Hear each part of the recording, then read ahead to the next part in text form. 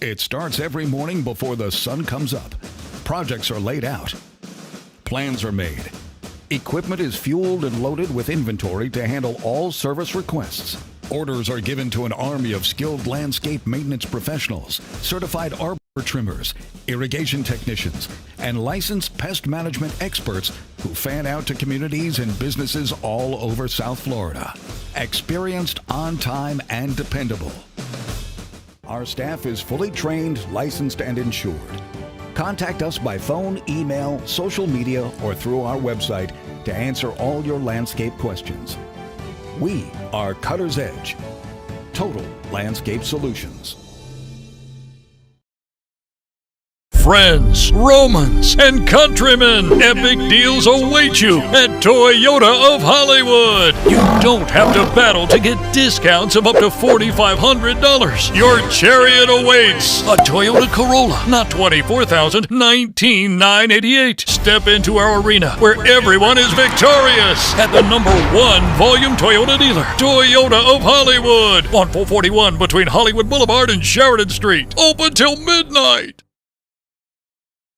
After 40 years, the Big Cheese Miami is still producing great Italian food.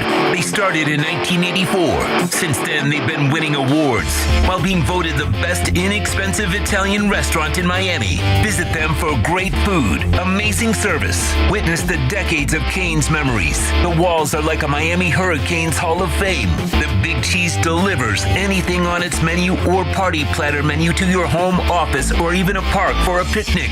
Located at 8080 Southwest 67th Avenue, Miami. Call 305-662-6855. TheBigCheeseMiami.com, where they serve large portions at family prices.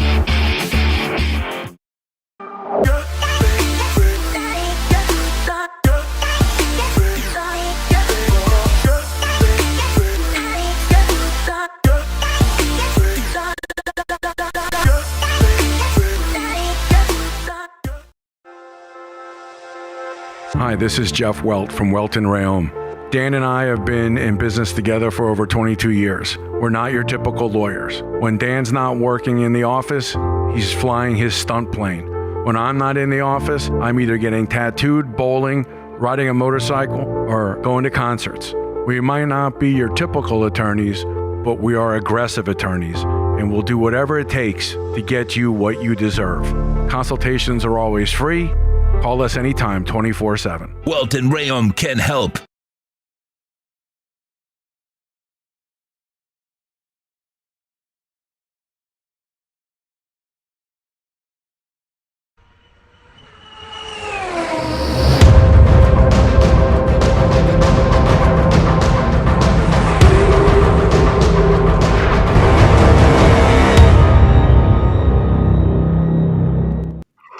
We are live. It is Monday, 7 p.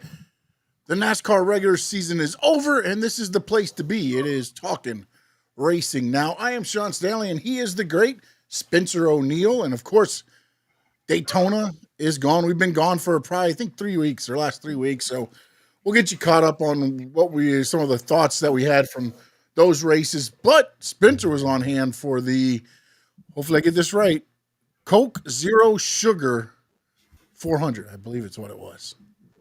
Yeah, I believe so. I think they throw the word sugar in there, yeah. Yeah, well, I got to throw the zero sugar. I was happy, I heard Ray was going to be doing the start your, but then it was KO, which either way, hey. I didn't know that was coming and I missed it. I mean, I saw it, but I didn't record it. They're like, oh, Kevin Owens is here. I'm like, oh shit. And I go get the phone and he was quick to the spot. He's like, all right, driver start your engine. He did this whole driver start your engine. Boom. Gone, buddy. Yeah, it was over. Done. Yeah. It was some good racing. It was speedway racing, I guess. I thought, and we'll just dive into it now because we'll jump around and hopefully we don't jump around too much in this one. But no, let's do our thing. I thought it was odd early, man. It was like the first wreck. It's the guy not the guy on the bubble, but the two cars on the bubble were involved in like the first two incidents. And it's like, And I honestly thought Reddick was out of the race. The way his front hit on the, I was like, oh, there's no way. That's going to have to be, I thought it would be, and it looked like he hit hard. So I'm like, oh, that's going to be interesting to see how that goes.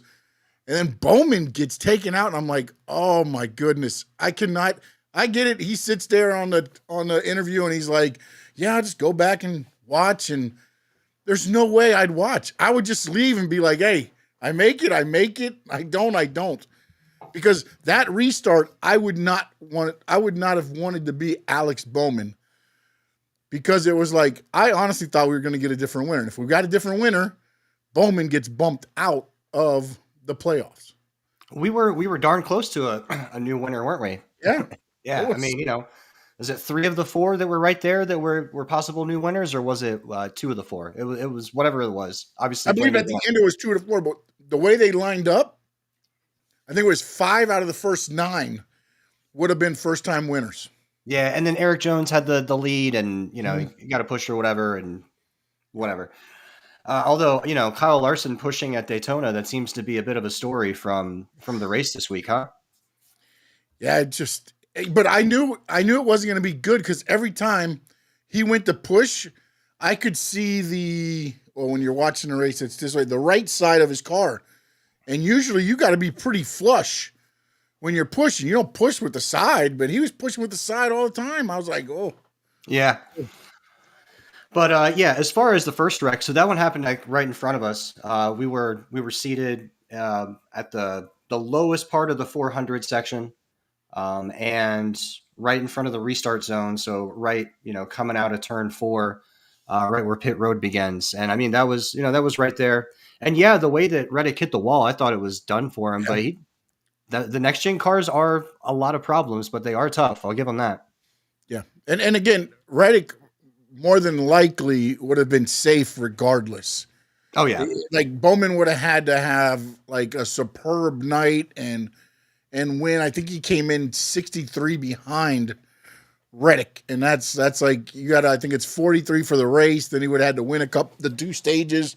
Like he would have had to dominate. Yeah, he would have had to dominate, and of course we saw it didn't happen. But then he gets taken out early, and he just has to sit on the sideline, just wait and see. And that one wreck took out a lot of the good cars, man. The second wreck, I believe it was, or was the third? Because there were some minor spins here and there, but the second big crash took a lot of the good cars out, I thought. Yeah, it did. Obviously I'm a 2-car fan, so Cindric was taken out. He took a hell of a hit. He took one straight to the face after Bubba turned around coming out of the grass there. It was a head-on collision essentially. And that car, it didn't move for a while. It was the last one they pulled off the track with the tower. So it was messed up, and that was pretty much it for him. His car didn't look particularly strong. He kind of looked like he was just in the draft, and he does well in the draft. So I didn't think he was particularly dominant. I'd say from the time he was out there, of the 3 Penske cars, he was probably the least dominant. The most dominant car all night was to me, just watching it, with my eyeballs, was clearly Joey Logano. He seemed to be able to pushing, go every line you went to, he was pushing, and that seemed to me like to be the car to beat. But obviously, he took a spin there at the end, and that was it for him. So. But any surprises for you? I mean, here's the one thing that's surprising about this race is it felt like to me at the beginning, a lot of it felt like it was divided up, okay? Because if you were like in the top 7 or 8 cars, you were trying to stay to the front. Then it felt like everybody kind of tried to fall back if they weren't there to kind of get out of the way and kind of ride around. And then it felt like so many people were doing it that a lot of those cars ended up getting pushed back up into a spot where they didn't want to be. Because Hamlin usually goes to the very back, and it seemed like most of that stage he was, and then he ended up being in the pack when the whole thing happened and spun up into him, and he was outside and things like that. But he normally just cruises in the back for the race almost. That was pretty much his race. The whole race, it was the field comes around, and then it was after the accident, obviously, and then it's Hamlin and '66. Is it Casey Mears? Maybe I don't remember. Yeah. Casey Mears had a couple Yeah. tires go down during that. Yeah, race. Hamlin had a running partner, and they were just a third of the track behind the lead pack the whole race. So the pack would go, and then you'd see Hamlin come by with his duct taped King Hawaiian car, and it was duct taped for sure. But duct tape and do what you can. It's NASCAR. Yep, 100%. I just found it odd that a lot of them got put, I think, in positions they didn't want to be so early in the race, and then it hurt a lot of guys. I don't understand Daytona sometimes. I get it, but like it's 160 laps, it's 400 miles. And to be honest with you, most of you don't need stage point wins. Like you just don't need them at this point. Like you're in or you're not, or if you're trying to get in, like whatever, but stage points aren't where it's at. The first stage is not where it's at. Not at this race. This is a win or get in kind of thing. And that also upped the intensity of this race because guys were trying to get to the front that probably shouldn't have been trying to get to the front. And then you start getting, because at the beginning of the race too, the bottom line wasn't really strong. No, it wasn't. It was the top and the middle, like kind of like what the Xfinity race was. Or what are they now? It's not Xfinity anymore. What are they? O'Reilly's. It's going to be O'Reilly's. The O'Reilly's. What the hell would it be? The O'Reilly Cup Series or O'Reilly Auto Parts Series? Yeah, I don't know. It's going to be a mouthful. It'll just be the O'Reilly's eventually. But then that bottom lane did come throughout the race. It started, I guess, maybe it depended on who was down there. Yeah, there were some cars that could go down and get, connected and actually go. And Chad, what's up, man? How you doing? And Finn Sammy, thank you for reposting this stream. We appreciate each and every one of you. And Dad, sorry. How you doing, Dad? Sorry. What's up, Sammy? Chad, and Sammy, what's up, guys? I never would have lived that down. Next time I seen him, I'd have been getting no, but it just felt like in the Cup Series, depending on what cars, because there was a time where that line it was kind of stalled, it felt, but it did pick up at the end, and it felt like every line was raceable. Yeah, no, every line was raceable. That track is navigatable, high or low or in the middle. There's a reason they run 3 wide consistently. It's because you have grip anywhere you need to. Like the embankment is made for it. It's made to go that fast. Honestly, the cars are slower now than they used to be. We talked about this not that long ago. We were talking about generations of cars and how fast they went. But before the restrictor plate, that was like 1989, 1988. There was a major crash, and they were going, I think it was Bill Elliott maybe, and they were going 220 miles an hour in Daytona. Yeah.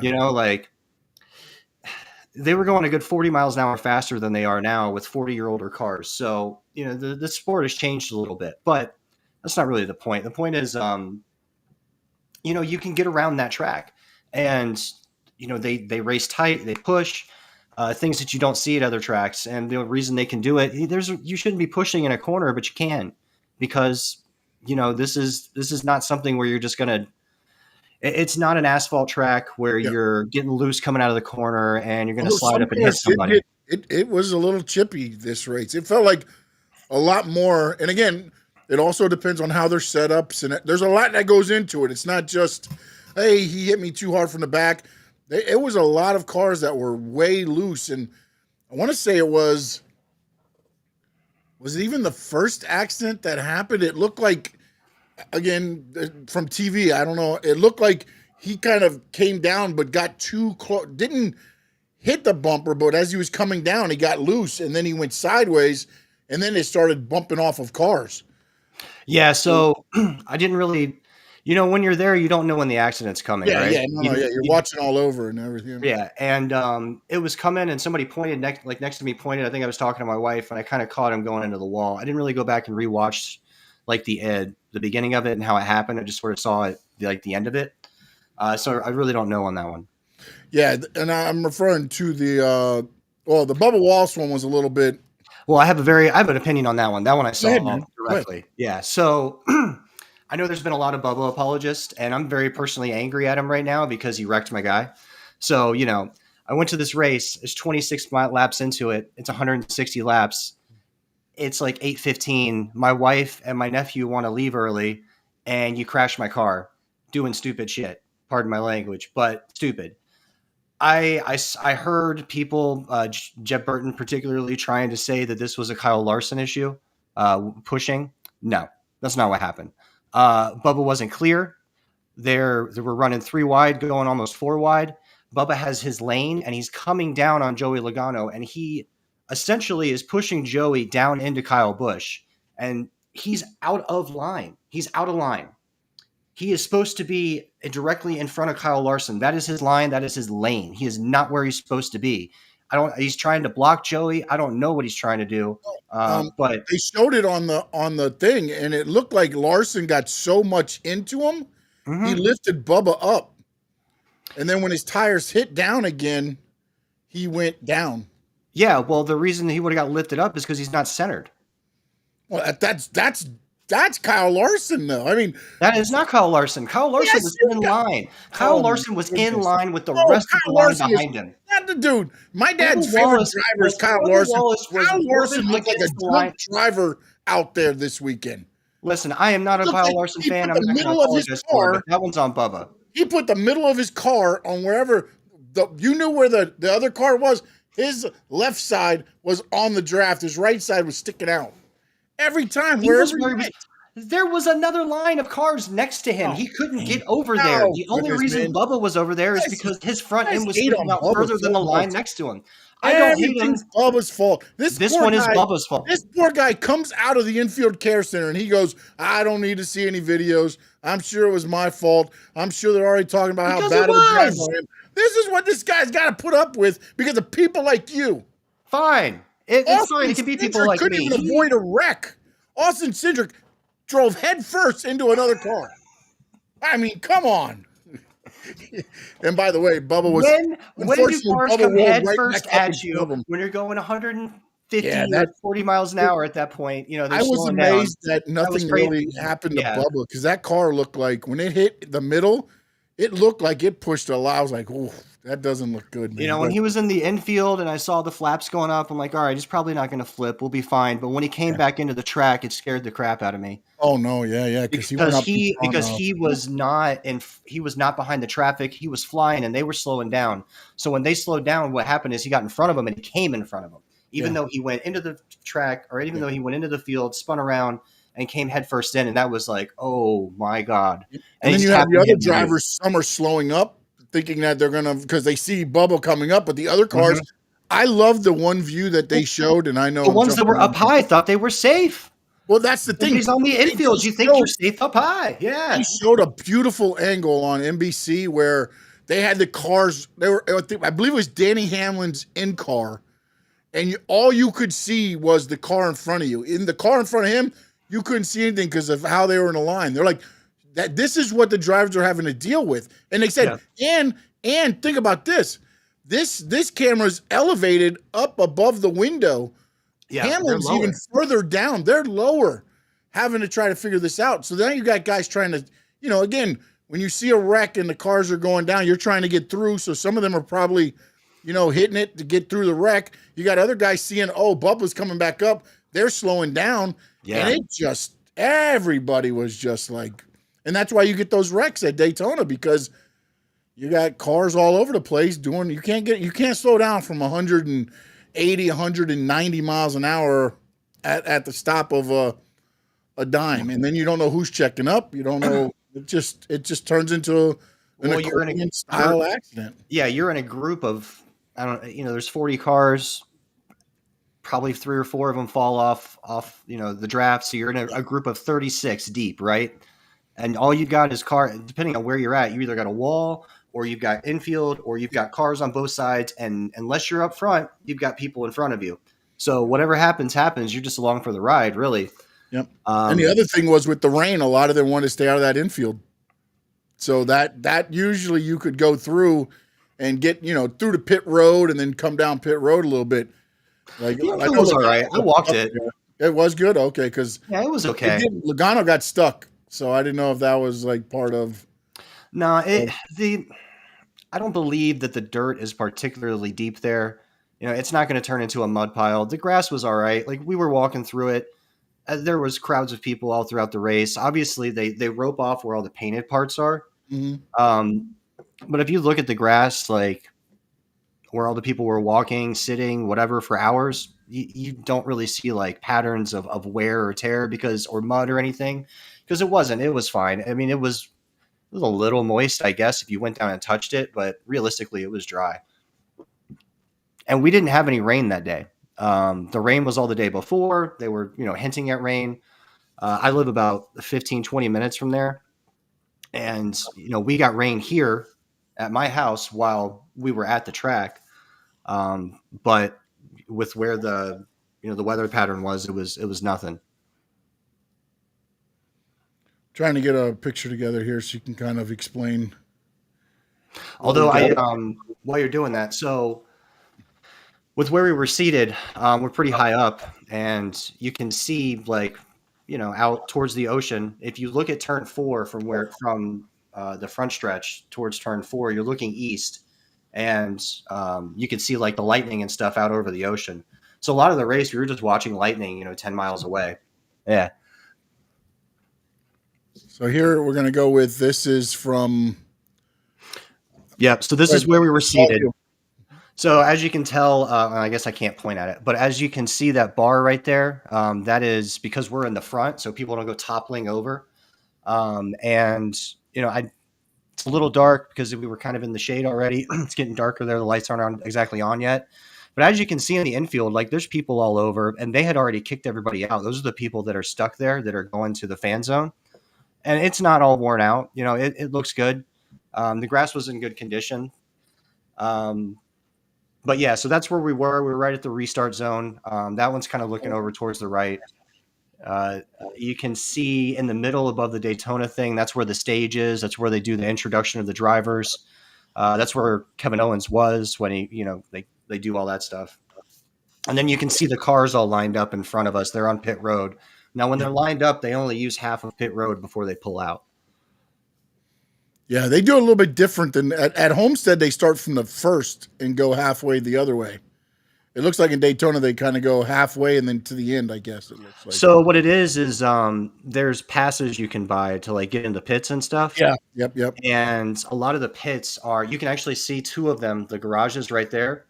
They look like little black rectangles off to the far left in the middle. So those are the first 2 garages, and you can buy passes that go into the garages and stuff. Yep. And they're all sort of off to that side. So I think that because of the way they sell the passes, they keep the cars over that way. And then if you buy the extra pass, you can walk down pit lane and like go up to the cars, and they have them roped off. You can't touch them or anything. Yeah. So it's mostly just photo opportunities where you can get the drivers just kind of standing there. Some of them will sign stuff. I mean, I've been at Homestead as a media, and there's a thing called a hot pass and a cold pass. Mm-hmm. So make sure you get the hot pass if you go and you want to spend a lot of money. Because here's the thing. The cold pass, if any cars are running, you can't do anything.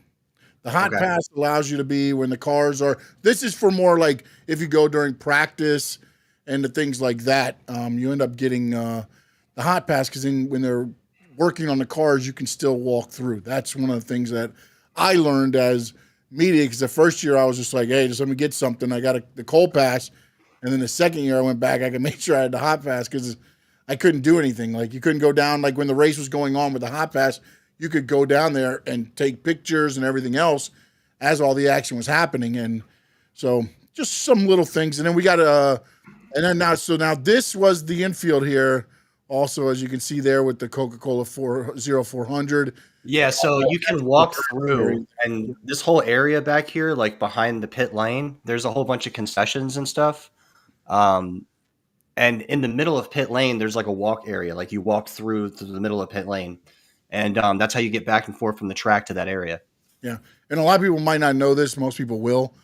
2.5 mile track.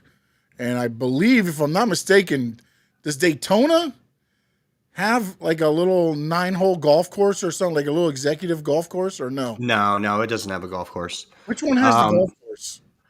Hypothetically, they could put a golf course in there, but they use that space. So if you look over to the right, and then that fielded area, that's where Rockville is. Yeah. So it's not over the side towards turn 4. It's over in that corner over towards turn 1. And then they use this RV parking and stuff also for Rockville. And if you get certain parking passes, you park along the backstretch. You actually park on the racetrack. Oh, it's Indianapolis Motor Speedway that has it. Well, there's an 18-hole golf course. 4 holes are inside Indianapolis Motor Speedway. That's try to play that on race day, right? Yeah. Think about this too. I mean, Bristol is probably one of the smaller tracks. I don't know if it's the smallest anymore because they're adding in like Bowman North Gray Wilkesboro and stuff. Yeah, North Wilkesboro and stuff. So, but it's one of the smaller tracks. They put a baseball stadium inside that track just to give you an idea. Football field, even a small.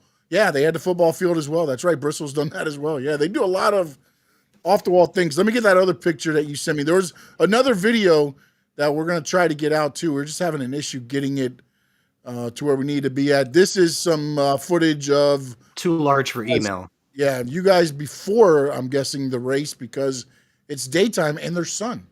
Yes. All right, so this I had to stop. There's cars all over the place, but if you look at this is a Dale Earnhardt Jr. number 8, and this is a 2001. This is a Monte Carlo, 2001 Monte Carlo. The paint scheme is the upfront paint scheme. Well, obviously it's Budweiser. You see the baseball players. It's the 2001 Major League Baseball All-Star Game paint scheme. That little dude right there, that's my nephew. You know, he was having a good time until about 10 laps into the race when he told me it was boring, which, you know, fair enough.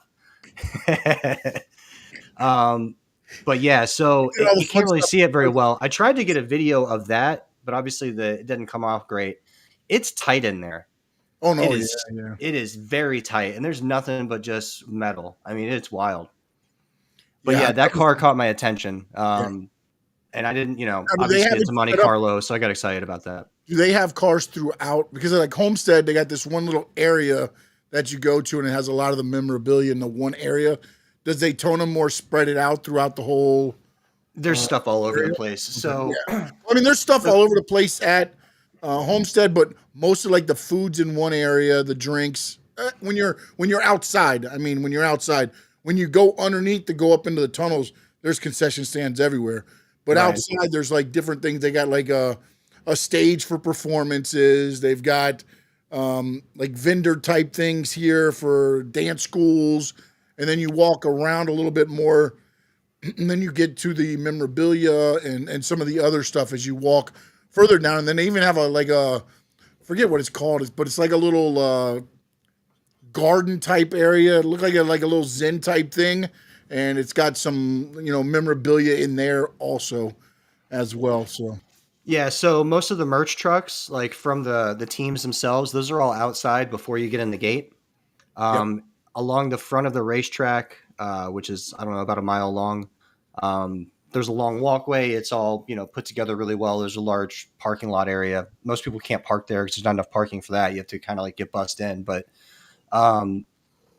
this is actually inside of the racetrack. This is, at this point in time, we walked in through pit road into the middle area for the concessions. Is that the stands that you can see in the back, or are those like little fake stands? At the top of the picture, when it goes back, you'll see. Hold on, man. I'll try to time it right here. Right there. Yeah, back there are the stands. That's the stands. Okay. Yeah, those are the stands back there. Okay. And the thing that kind of looks like it says Alabama on it. If I remember, those are numbers. I think, if I remember correctly, that's like the fan zone. So people that you can buy tickets for this. They stand up on that platform. On top of that, it's a large concrete platform, and people get drinks, and they stay inside the racetrack the whole day, and they watch the race from inside the racetrack on the TVs, and then they stand up on this platform, and they see it from the inside of the racetrack, not from the outside. Now, is that you have the garages there, or is that different area from the garages? So the garages they're just about as high. That's not the garages. It's close to them though. The only reason I ask is at Homestead, that is where the top of the garages is that platform. Right. Yeah. So they have a different platform. Nobody goes on top of the garages, if I remember correctly. I could be wrong, but I don't believe anybody goes on top of the garages. Good deal. All right, so let me go back out of here. And there's another video. We'll try to get that one. If we do, then we get it because I love that video. It's probably one of the most craziest things to me. It's a good area for the start of the race, right? Like it's the restart it's a great zone. area for the start race, but also the fact that I don't think a lot of people understand. Like the first time I went to a race was like a truck series race, and I went with my friend, and it's like, oh, you can bring in the cooler as long as it's so. But I'm like, wait, I can bring my own stuff in, and this and that. And then he's like, all right, we all got to stand. Like I'm like, what? And like, yeah. As they're coming in, everybody stands and stands up for the whole lap. And I was like, yeah, okay. I'm thinking this guy's just messing with me. And sure enough, man, every restart, everybody stands up, they go around, they do the lap, and then they finally sit down. And some will stay up the whole time. But it's just like it's just amazing to see, like everybody just kind of rise up in unison when they know, okay, they're at 3, they're coming into 4, and everybody just kind of starts rising up to watch the restart of a race or the start of a race, depending on which aspect you're looking at. If I had been thinking about it, I would have taped the third lap also. So there's a tradition in Daytona. On the third lap, everybody stands and they throw up the 3s. That's awesome. And you hold the 3 up for the whole lap, and then when it's over, you put the 3 down. Yeah. And that's obviously for Dale. Yeah. That's awesome. Because all the tracks have usually a little thing something that they do at those races or whatever. There's usually something also involved with those races. Anything else? It's just like the Florida State football game, or I'm sure UM has stuff too. I don't know if they do. We don't need to talk. I mean, I see the shirt you're wearing. I don't know why. Hey, listen, we're undefeated right now, okay? Yeah, you're undefeated till week 1. I mean, who do you got week 1? Who is week 1? We got Alabama. Oh, do you? Oh, God, I didn't even. They scheduled this Alabama game like 6 years ago when we were good and looking to get better. And then by the time we got to it, like we've completely fallen into disarray. Now, luckily, Alabama's not Alabama's not the end all be all they used to be, but they're still going to kick the crap out of us. Well, what's funny is and again, this is a racing show, but I'll just talk this real quick. Is there's so much disparity in the teams now that you don't have those juggernauts per se, because everybody goes to get paid now. They're not. Right. You don't necessarily have everything there. Anything else from the racing side of things that you want to discuss that we haven't discussed as of yet? Just the finish, man. That finish was awesome. That finish was Daytona. That finish was everything about Daytona. It was aggressive. It was fair. It was close. It was heartbreak. It was everything. And I think Daytona is a good race for the end of the season. I like it. I like the wild card factor. I like the fact that's what makes it the best thing about it is just the wild card. Yeah. And again, this year it played out a little differently because you only had 2 really people not in on wins. And then when one goes out of the race completely, then it really shifted to where and again, it really, to me, I was like, man, we might get a new winner out of it. It might be some guy going in that nobody expected to get in and I remember saying a couple weeks ago, Eric Jones has looked strong. And when he was running well, I'm like, oh man, I got another Josh Berry. I might have called this one, and didn't happen, but still. Didn't happen at all. Yeah. So, all right. So the regular season has ended, and again, the points will continue. But I'm going to look at the driver points right now. We're going to start with the driver's points. The top 10, as it stands after race 30. Where are we at? 32 or 36? Was it? Where are we at now? Where are we at? 26 races, right? 1 second. Well, this is after Daytona. Let's just go with that. 26 of 36 is what we're at. Like right that. Now. Sorry. I read it wrong. I said 36. 26 of 36. So you got the 10 races left through the playoffs. Kyle Larson jumps 3 spots, ends up taking the lead right now. This is your points for the season. This is not playoff, anything like that. They still have, but right now Kyle Larson is 1. William Byron fell down 1-2. Hamlin stayed at 3. Ryan Blaney wins the race, jumps up to 4. Christopher Bell jumped up to 5. Wait a minute. Hold on a minute. Oh, because they reset it. Damn it. Never mind. I take it back. I forgot they reset it. I'm like, Shane Van Gisbergen just jumped 18 spots after this great Daytona race. No. Hey, he was up front for a couple of laps. People got excited. I hate that they changed that, man. Why can't you just allow it to be like, what it here's is. your playoffs, but have the regular season? Because, like, I mean, I just...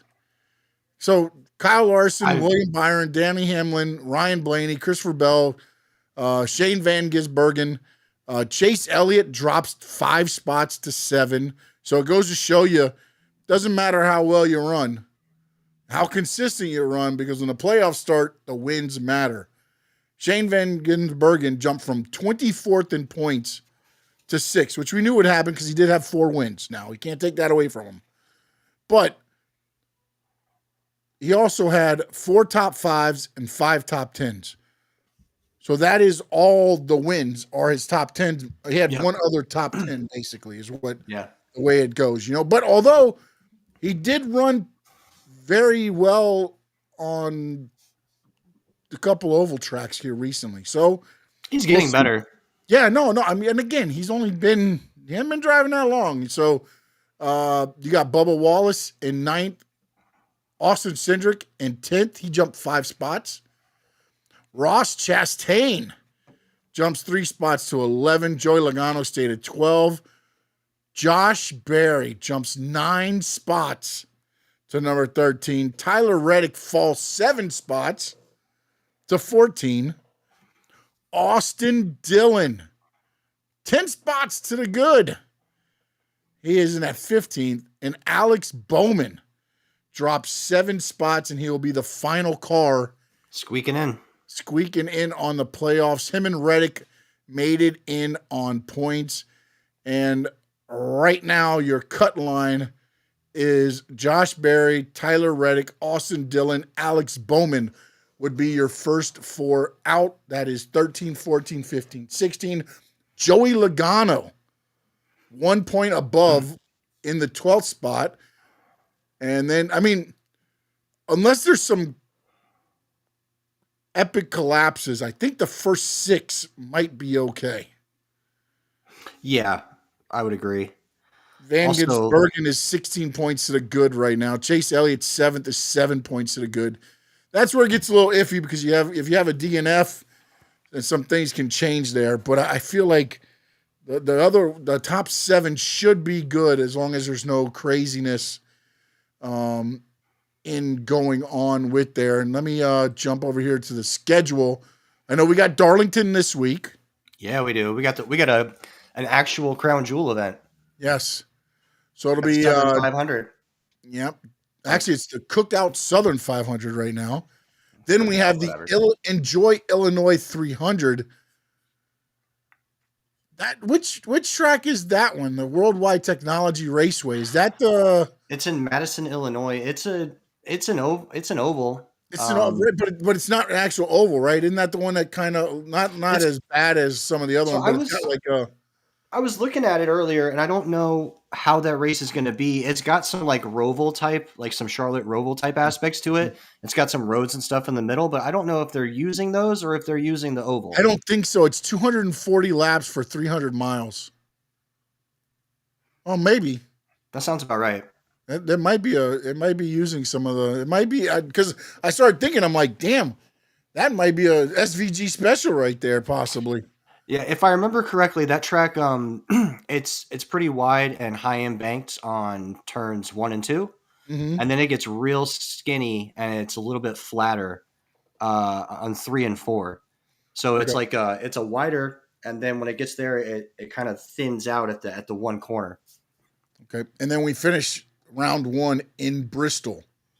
Yeah, we do. Under the lights, the Bass Pro Shop Night Race that's what they're calling it, the Bass Pro Shops Night Race. So for you, the standings, the last 4: Barry Reddick, Austin Dillon, Alex Bowman. How many of those 4 do you think continue on? And if you think somebody does jump which race are you giving it to? So when I look at them, what I'm really looking at is who's going to fall, right? Um, I think Joey's car has just been so strong. I don't see Joey falling. I see Joey running for a while. It feels like playoffs. It feels like Joey might start winning some races. Also remember this too. It still goes on. They win, they advance to the next round. Right. That is definitely a thing here that you have to look at as well. Ross Chastain has been running really well since the midsummer. So I don't know that I see him as a candidate to fall. Austin Cindric has been letting me down. I could see him being one of the first ones cut.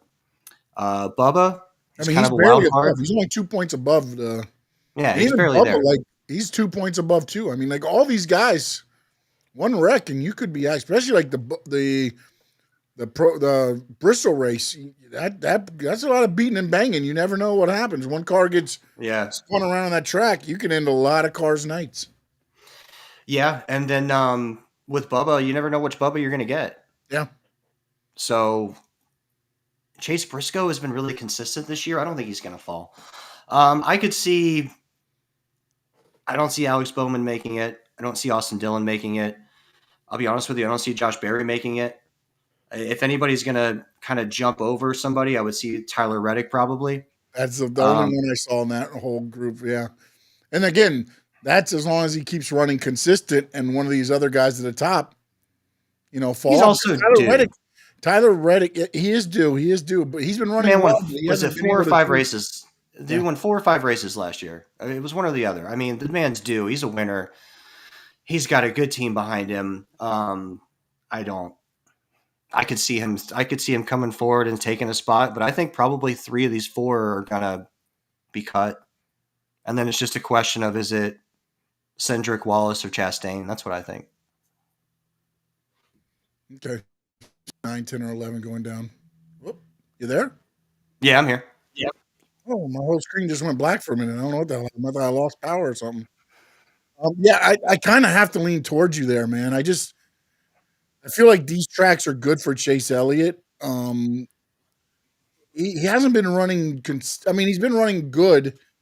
The last few, it's just been crazy little things that have happened. I feel like he's almost got bit in a way. Like oh, here we go, because he's been running so well. But again, he's 7 points to the good. I feel like that's going to be good in this one because I don't believe in Josh Berry running well. I don't believe in Austin Dillon. Although the last 2 races, Richmond. If Richmond was on here, I'd probably say Austin Dillon advances. And then Alex Bowman just hasn't had anything this year, it feels like. So I have to agree with you.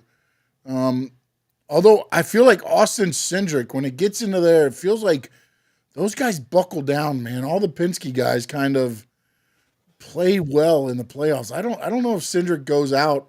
It's a good team, man. It is. And I just don't see them going out. And with all the issues, man, I could see, 23-11 getting, Bubba getting hosed in one of these races. NASCAR throwing out a caution while he's leading, and then taking it away from Denny and Michael. I'm doing conspiracy theories, so I'm just kidding, man. I'm messing with you, but Bubba's been running well, but the last couple, it feels like it's him and Chase Elliott are kind of in the same boat. It just feels like they're almost snake bitten in a way, like where it's like, all right, we gave you a good 12, 13 races. Now we're going to give you a bad 4 or 5, and it's going to cost you your year. And then SVG's up there, man. 16 points to the good, and he just needs to stay in front of I think he stays in front of the 4.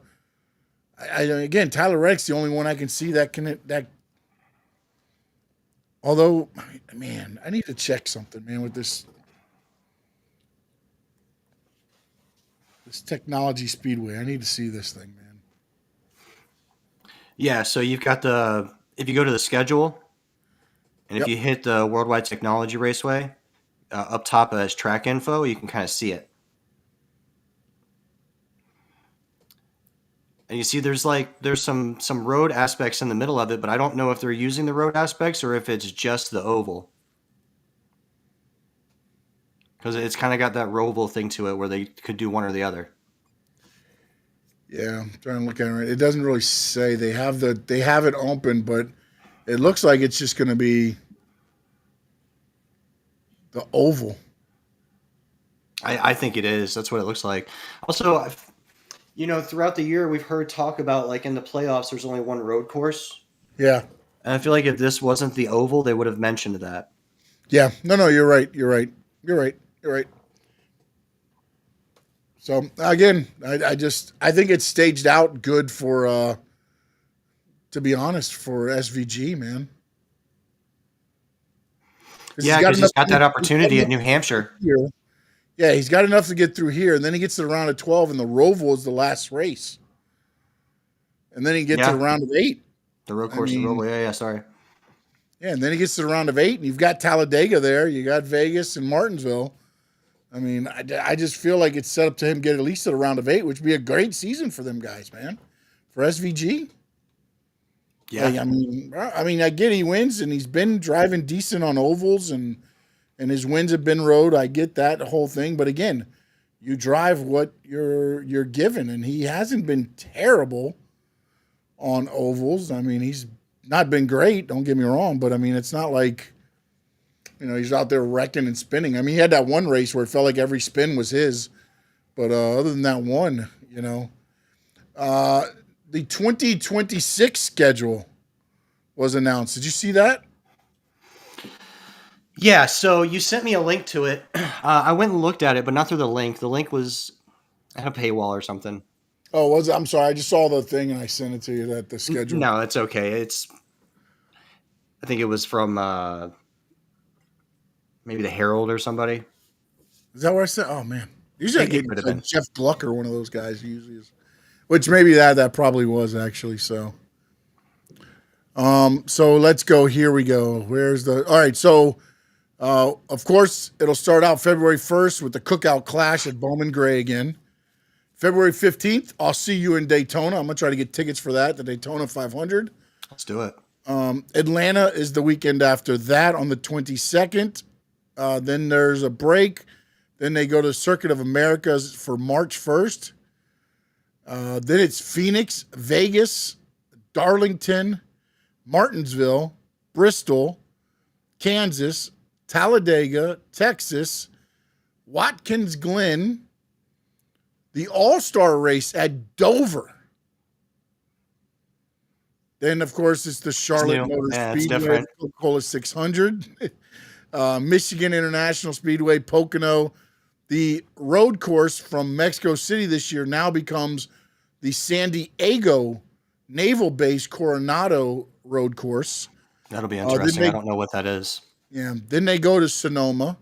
Then they go to Chicagoland Speedway for July 4th. It is not the street race. Then they're back to Echo Park Speedway in Atlanta. North Wilkesboro gets a points race this year. Or next year, sorry. Indianapolis, Iowa, Richmond, New Hampshire, and then, of course, they will end, I believe, the last race of the regular season, if I counted right, would be Daytona again. Yep. And also, next year, Daytona is going to be during Labor Day weekend. Or the weekend before Labor Day, right? I think so, yeah. Because August 29th is the date. It's the first, well, maybe not. Labor Day is the first Monday of September. Yeah, that's Saturday. How many days? Yeah, it may not be. It might be the week before Labor Day. Is it 30 days in August or 31? I thought there was 31. If there's 31, then no, it won't be that one. No, there's 31. Yeah, so you got 1, 2, 3, 4, 5, 6, 7, 8, 10. Yeah, so Darlington will start again the playoffs. Then you'll have Worldwide Technology Raceway at Gateway, Bristol, Kansas, Vegas again, Charlotte, Roval again, and then that'll be the second round. And then you'll go Phoenix Raceway, Talladega, Martinsville, leading into the championship at Homestead. That runner-up race at Martinsville, they seem to like that one. Yeah. Talladega also in that last group 2 races before before Homestead. That's pretty cool. Yeah, no, it's one of those ones where you could throw in, or somebody could go from the 8 to the top 4 with a win, or get in with a win, I guess, basically. I mean, Blaney just went from 13th to 1st in 2 laps this week. Isn't that what it was? 13th to 1st? Yeah, I think so. But a lot of those cars that he was behind were a little beat up, so he was able to get through them pretty quick. They went 4 wide, yeah. I mean, but hey, I mean, gotta do what you got to do. So Trackhouse, that's an exciting team for next year, right? So Shane Van Gisbergen, who's been winning a lot. Yeah. But also what you're kind of doing is you're kind of bringing in his competition into the building. Connor Zillage they're going to be great on the road courses. They're going to be great on the road courses. Trackhouse will probably dominate road courses for foreseeable future. Right and now. Then they've got Ross. Yeah. No, it's a good little team, man. It's a good little team. The they've only got Connor signed for 1 year. Yeah, I know. But the thing I have is, like, I it's hard when you have these teams. I always go back to like Hendricks, and even with Joe Gibbs back in the day, you had like the Tony Stewart. That was kind of the car that everybody, and then in Hendricks it was Jimmy Johnson, Jeff Gordon, and then all the other cars were kind of there. Like who becomes that standout car? Because in Trackhouse, there hasn't been that guy yet. I mean, Daniel Suarez won some races. Then Ross Chastain won some races. This year, SVG's won races, of course, on the road courses. It's not, but he's won. And now you throw Connor in there, and it's like usually some cars fall off when they start doing this, man. It's just Connor won't be there long enough. That's a one and done. They're gonna lose it. But do you try to get him to stay there? Of course you do. You give him. You try to get him to stay, but it's not going to happen. You give him the best of the best, then, right? Well, it's kind of hard. It's kind of hard when Mr. Hendricks or Mr. Penske comes. Hey, son, why don't you come over here and that's true. Look at this car? Yeah. Come look at our facility. Come look at our team. Look how long we've been here. Yeah, 100%. A little difficult. Oh, speaking of Connor Zillage, how about Parker Kligerman? That's amazing job, man. What a story that was, huh? What a great job by the whole team to be able to, and it was Connor and Parker kind of walking the team through. This is because we've done it so many times. We know what we need to do. Yeah. And making sure the team knew exactly, and then it worked out. And kudos to Parker, man. He rode around, he bided his time. He didn't jump in the car and be like, oh, man, I got to rock it. I'm getting right up to the front. No. He rode around, he paced himself, he got through whatever needed to get through, and he was there for the end. Which is why you don't go crazy on lap 26. Anyways. Yeah, well, you know what? I mean, if you don't get lifted off the ground, maybe you don't. You know what I'm saying? I guess we never know, man. Let them know where they can get a hold of you, Mr. Spencer O'Neill, even though you're an FSU fan. You can find me at NoldOut87 on X. You can find me here at Talking Racing Now, which, by the way, check out our cool new logo there. Yeah, Sean Stanley's been doing some work, making us look better, making us look cooler. It's hard thing to do, make me look cooler, but I appreciate it. Well, I mean, the best thing I do when I cut the camera off, that's the best. My computer screen's like, thank you. And you know what? Raw is already over, by the way. It was a 3:00 start today. So that's done. Do you think they invited Raja? Huh? You think they invited Raja? No. Too soon, man. Too soon? It's fucked up. That's why you don't do that stuff, man. Nobody died, so luckily. Yeah, but man, it's like when you do those things, you make sure everybody understands what it really is. I remember you talking about. I remember you talking on the Squared Circle Digest about Travis Scott like smacking Cody Rhodes, and whenever they bring in people that aren't the wrestlers, they kind of just tell them like, "Hey, just go for it, lay it in," because I'd rather it look real than not, and I'll just take it, But there's a difference between laying it in and laying it in like 20 times. Whew. That's hard to watch. Also, it's a thing where the other problem you have is, again, MMA is different than wrestling, man. Wrestling, you you know, oh yeah, I could beat that person probably in a real fight, but hey, this isn't real, man. You know, like this is Yeah, it's an but entertainment, in MMA, and they and you stop the have fight to. too. Well, no, yeah, that's what I'm saying. The MMA, you That get two of there's those no shots and the sport fight is stopped. there's no sport where when No, someone's unconscious on the ground, you yeah, can they're beat just their getting face beat in 10 down. more times. Like No, not since the that Roman was days. yeah, that Yeah, no, just not but the whole allowed. thing Can't is do it. like is where you know, and again, I'm still like trying to piece together everything. I listened to Rampage. He said his son got a concussion like the day or two before this whole thing was supposed to happen. He said he should have called it off. He didn't.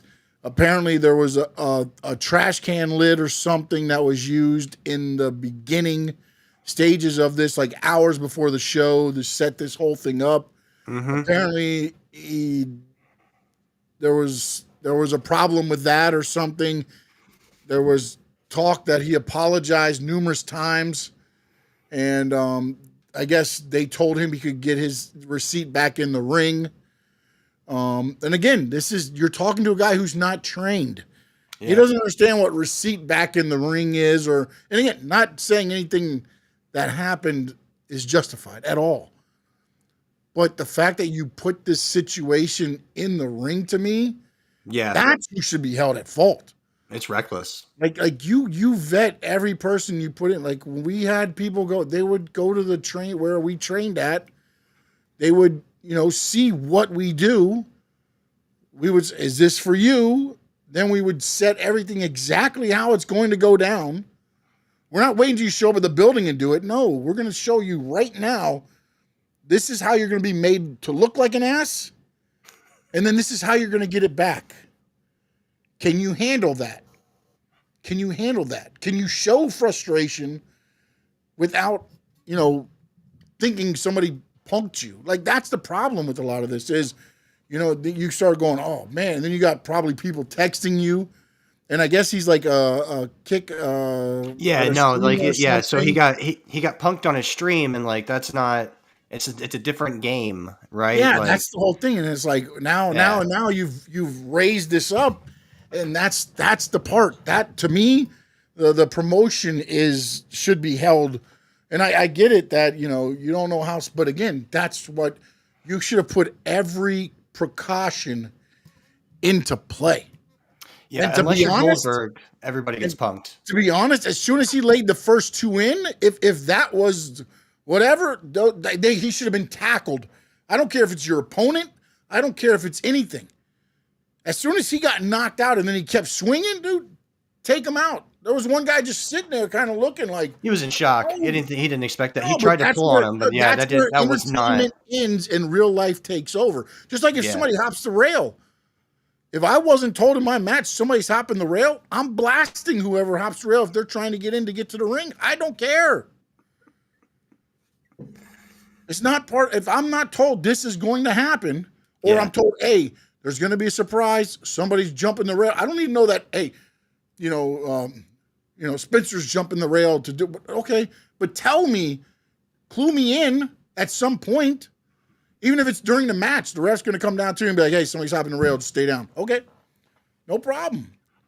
But if you don't tell people and you smarten people up, you got to take some responsibility for that. And we'll talk about that on the Squared Circle Digest, which will be, I'm hoping Wednesday. They changed up the casino day on me now. So we have the casino, but hopefully I'll be done and back in time. Frankie is in Vegas right now, living his best life. He went and saw the Backstreet Boys. Oh, he went? He didn't sell them? He went? No, he went and he bought me a cup. So I have my Backstreet Boy cup now.